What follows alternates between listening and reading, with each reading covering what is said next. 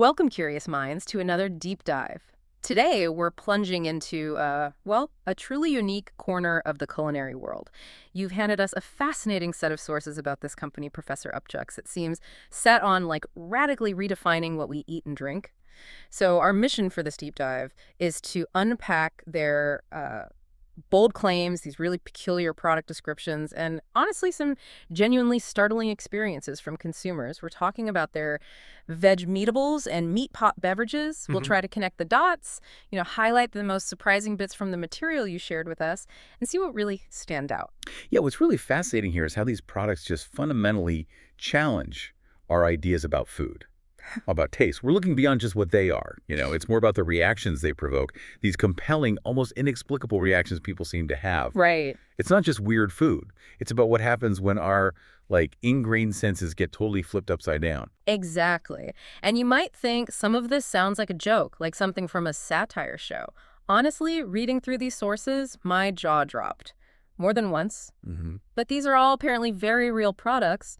And here's where it gets really interesting, maybe a bit concerning. We need to explore the possibility of an addictive component. Because the testimonials, they suggest something way beyond typical marketing, or even just, acquiring a taste for something. Absolutely. It's a recurring theme. Okay, let's unpack this wild ride. Professor Upchucks, where do we even begin? Let's start with the Vegemeatables. So, as you've seen in the sources, their mission is surprisingly straightforward, almost audacious. Yeah. They want to solve what they actually call the problem of eating vegetables. Is the problem. Their belief, and they state it explicitly, is that plants are ridiculous and unnecessary in the human diet. Which is just, wow, that's a remarkably strong stance, isn't it? Almost ideological against, half the food pyramid. Totally. So their solution, it's a line of vegetable alternatives made from 100% processed meat and meat byproducts with no plants whatsoever. Exactly. And this isn't just, offering a meat alternative to a vegetable dish. It's replacing the vegetable itself with meat. Yeah. It's a complete paradigm shift away from plant-based foods. It really challenges the whole notion of what a balanced diet even means. And the products themselves are quite something. I mean, designed to mimic vegetables, but they're entirely meat. Take the mucumber. It's described as a crisp cucumber alternative, offers surprisingly good taste and texture, apparently, looks just like one, but it's all meat. Or the porcana, this one. It's a delicious, elongated log of cured pork belly. Right. Looks and feels like a banana. It even has a convenient peelable skin made of rubberized pork rinds. Rubberized pork rinds for a peel. That commitment to mimicking the visual, the texture, even the act of peeling. Yeah. It just shows how audacious their claim is redefining food itself. It really does. It forces you to confront how much of eating is expectation. Right. Visual cues, texture, not just taste. It's like culinary engineering, but in a really unconventional way. It's true. Dedication to the bit. Yeah. Then you've got crabbage. Yes. Crab. Layered crab meat that looks and feels like cabbage. Oh. And falletus, which is a layered masterpiece, they say, of chicken, turkey, and duck, designed to look like lettuce. A masterpiece, huh? What's really striking is the underlying philosophy they're pushing with these, isn't it? Absolutely. If you connect the dots, these aren't just substitutes. They're presented as, and this is a quote, a way to completely change how you think about eating. Wow. Challenging the very idea of what a meal should be. It's basically an invitation to embrace a future where your diet is made of nothing but meat. A meat-only future. It's a complete philosophical overhaul of the dinner plate. A really strong statement about a carnivore diet. They're not just selling products, they're selling an ideology. Okay, now this is where things get really intriguing and, frankly, a bit alarming based on those testimonials you shared. The experiences of people who tried these Vegemeatables.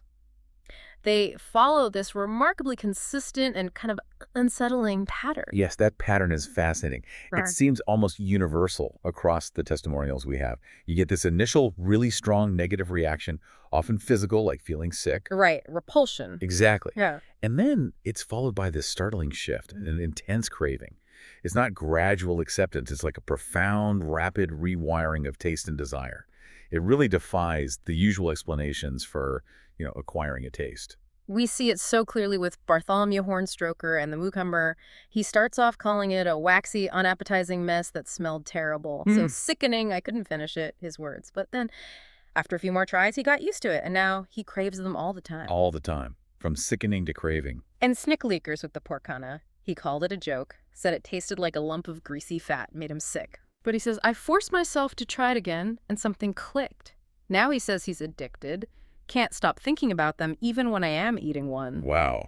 Something clicked. That's a key phrase we see. Yeah, it is. And it's not just them. Woogie Meepers found the hamato, that's the ham tomato, an insult to food. Smelled rotten. Rotten, okay.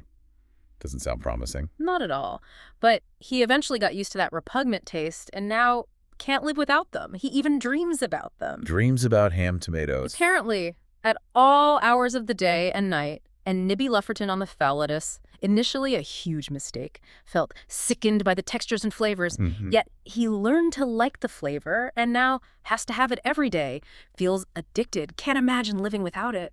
So this consistent journey, visceral revulsion to self-proclaimed addiction, it's like a switch flips, as you said, in their brain, maybe their body. What do you think could possibly be going on here? Well, that's the million-dollar question, isn't it? It really is.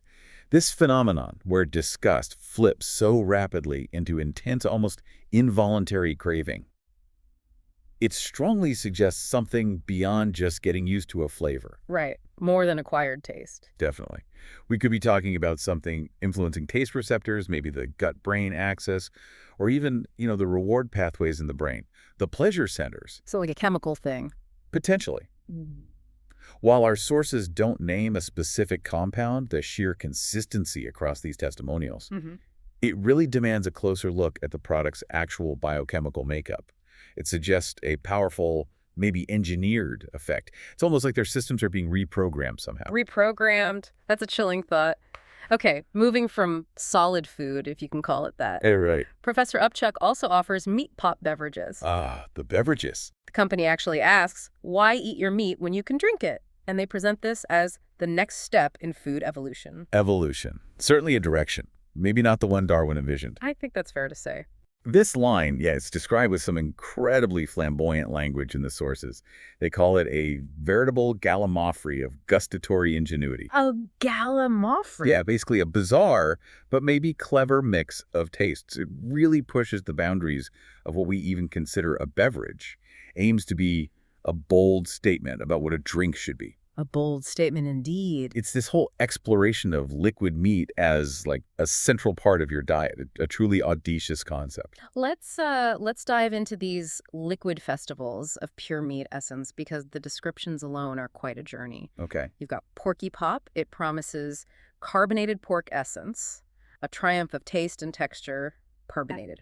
Pork. Mine struggles a bit with that combo. Mine too. Carbonated pork essence. It's almost designed to be jarring, isn't it? Yet they call it a triumph. Then there's Cow Pop, described as bovine bravado and malicious liquid. Malicious. Seriously. Yep. And get this, a testament to the ineluctable truth of beef as a beverage. Ineluctable truth. Meaning unavoidable. Like drinking beef was always our destiny. Wow.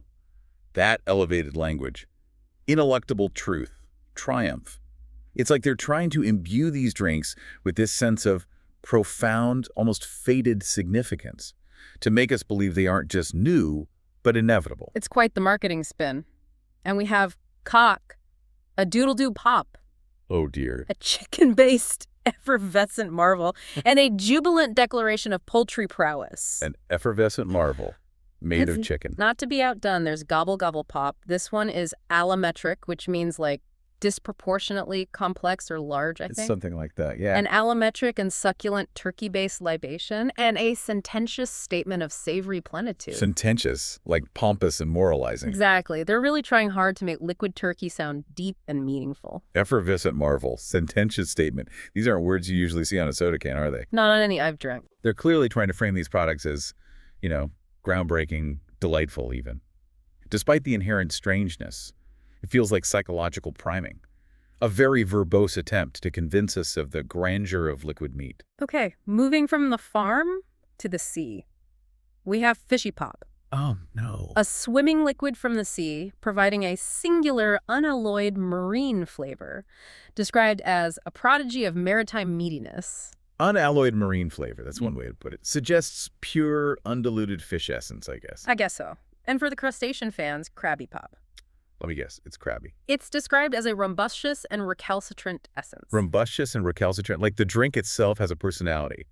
Fighting back. Apparently, its flavor is a gallimaufry of delectable crab meat, there's that word again, offering a superfluous yet deeply gratifying hubbub of flavor and texture. A hubbub. There's a lot of adjectives for crab juice. It primes you for something wild, untamed almost, like it's a challenge to your palate. Definitely a challenge. Finally, for the discerning carnivore who just can't choose, There's a mix. there's the Meat Medley Pop, a liquid festoon of pure meat essence. It apparently resolves the aporia of choice The dilemma of choosing, right? with a complex concoction of various meats. So it's the ultimate meat drink, solves all your meaty indecisions. The everything but the kitchen sink meat drink. Pretty much. And their slogans are memorable, you have to give them that. The meat you drink can't be beat. Catchy, I suppose. Eat pop, the more you drink, the better it gets. Which, given the testimonials, seems to be almost literally true. Yeah, that second slogan. The more you drink, the better it gets. It directly hints at this bizarre phenomenon we're seeing, doesn't it? It almost acknowledges the initial disgust, but promises this profound shift. It's built right into their marketing. It really is. And just like with the veg meatables, the meat pop drinks come with their own set of really striking testimonials. They echo that exact same pattern. Right. Initial revulsion, eventual intense craving. Hmm. The consistency across both product lines, solids and liquids, and across multiple people, it's quite remarkable, isn't it? It truly is. It points strongly towards a powerful effect, something beyond just getting used to it. Suggests a deeper interaction with the consumer's physiology or maybe psychology. The evidence we have here is just too consistent to brush off. Take Bartholomew Hornstoker again, with Porky Pop this time. He said it made him feel repulsed, that it smelled awful, was greasy, made him sick, swore he'd never drink it again. But then something kept me coming back, his words again. Now, it's all I drink. All he drinks, Porky Pop. That's not just preference, that's a total conversion, like you said. Total conversion. And Snick Leakers, with the cock, a doodle-doo pop. He thought it was a joke. Looked like a swamp. Smelled even worse. Appetizing. Right. He had to force down every sip. Yeah. But then he started to not mind the taste, and now he craves it every day. He's so hooked that I can't start my morning without a can. A morning routine built around chicken pop. Wow. It boggles the mind. And we see it with Woogie Meepers, too. He was very skeptical of Gobble Gobble Pop, thought it was gross. Understandable. But he kept drinking it to see if it would get better, and eventually got used to it. Now he can't go a day without one. His mind is always on when I can have my next one. Constantly thinking about it. Yeah. Nibby Lufferton on Fishy Pop had a terrible flavor, unsettling texture. He had to try so hard to get it down. Sounds like a struggle. A real struggle, yet he found I could drink without getting so sick, and now can't stop thinking about it. I have to have it all the time. Again, that progression from physically struggling to consume it to this unshakable compulsion. That seems key here. Absolutely key. And finally, Pootie Plinkerson with the Meat Medley Pop found it the most disgusting thing I've ever consumed. Felt sick. Okay. But, and here it is again, something changed. They no longer felt sick, then actually started to crave the flavor, and now drinks it all the time. Something changed. Something clicked. That consistent phrasing across different people, different products, it's Yeah. incredibly telling, isn't it? It's extremely telling. Once again, we see this whole journey. Strong negative sensory hit leading to an undeniable powerful craving. And the sources themselves explicitly state, it is clear that something else is going on besides effective marketing or normal psychological patterns. Right, they call it out directly. Yeah. That suggests an underlying mechanism, maybe biochemical like we discussed, that really warrants serious investigation. It moves beyond just psychology or simple taste shifts. It implies something. Yeah. But engineered. A deeply engineered response. So wrapping this up, what does this all mean for you, the consumer, listening to this?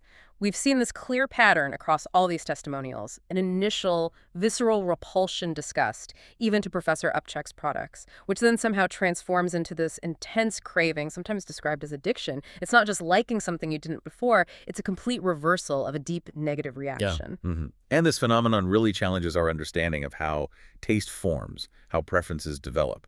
Is it just an extreme acquired taste, or is there something more potent going on? That's the core question. The consistency, the intensity of these shifts. It strongly suggests an unknown ingredient, maybe, or a very specific physiological effect, causing these powerful changes in desire.